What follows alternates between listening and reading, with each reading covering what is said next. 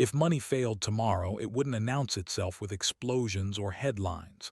It would arrive quietly, disguised as inconvenience. Withdrawals capped temporarily. Transfers slowed for verification. New rules framed as safety measures. Most people wouldn't call it a collapse, not at first. They'd call it a glitch. That's how monetary systems die. History shows that currencies don't vanish in a moment. They erode. Confidence thins. Friction increases. And by the time the public realizes something fundamental has broken, trust is already gone, and trust is the only thing money actually runs on. Because money isn't wealth, it's belief. Not the paper, not the coins, not the digits on a screen. Money is a shared agreement that something abstract can be exchanged for something real. As long as everyone believes, the system holds. When belief cracks, no law or central authority can force it back together overnight. This pattern is ancient. In the later years of the Roman Empire, the problem wasn't invasion, it was dilution. Silver coins were gradually mixed with cheaper metals to fund military spending. On paper, nothing changed. In reality, merchants noticed immediately. Prices rose, trust fell. Soon, traders refused coins altogether, demanding food, labor, or raw materials instead. The economy didn't collapse loudly. It hollowed out. Centuries later, Weimar Germany followed the same script at a faster speed. After World War I, the government printed to survive. Inflation accelerated until money became a countdown timer. Wages lost value by the hour. People rushed to spend before their paychecks decayed.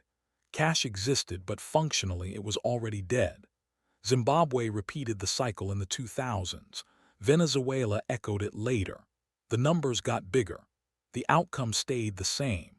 When currency loses credibility, people abandon it instinctively, not out of rebellion, but out of survival.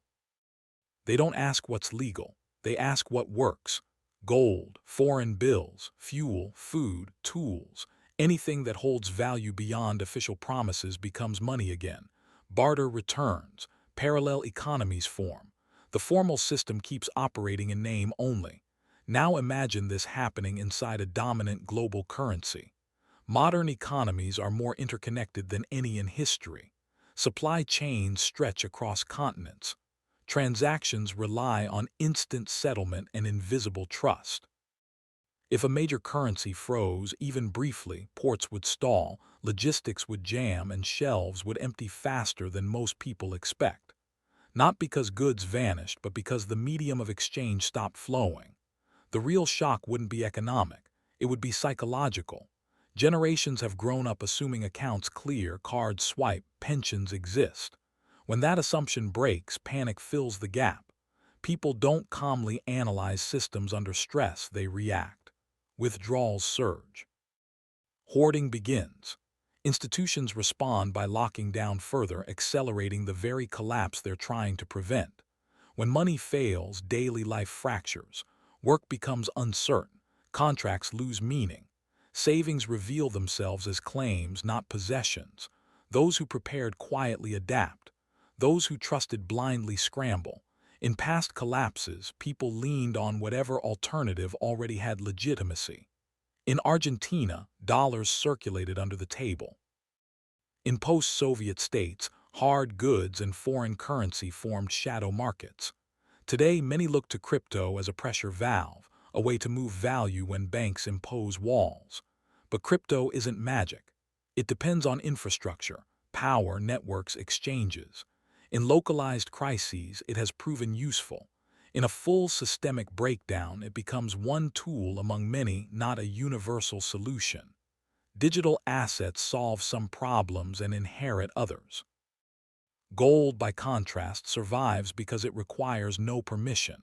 It has outlived empires, currencies, and ideologies, but it carries risks too: weight, transport, visibility.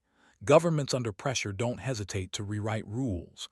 History is full of confiscations justified as emergency measures. In collapse, legality becomes flexible. So what happens in the immediate aftermath? Shortages appear first. Essentials become negotiable.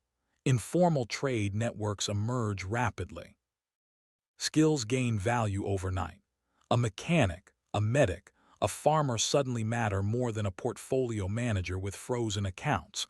Wealth reverts from abstraction to utility. Over time, something replaces the dead currency. Sometimes it's foreign money, sometimes private systems, sometimes corporate-issued value accepted within closed ecosystems.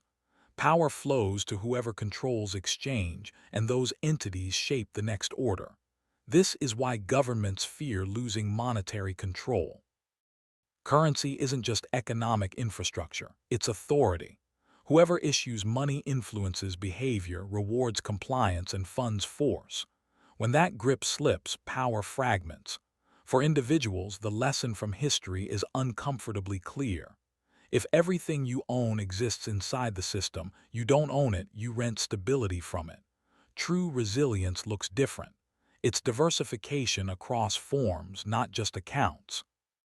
It's tangible assets, transferable skills, trusted relationships, optionality. People who survive monetary failure intact are rarely the richest on paper beforehand. They're the most adaptable. They understand that systems are temporary, incentives matter, and belief can vanish faster than numbers suggest. If money stopped working tomorrow, most people would still believe everything was fine until they tried to transact. The warning signs always appear early: debt expansion, currency debasement, policy desperation, political fracture. History doesn't hide the pattern, it repeats it.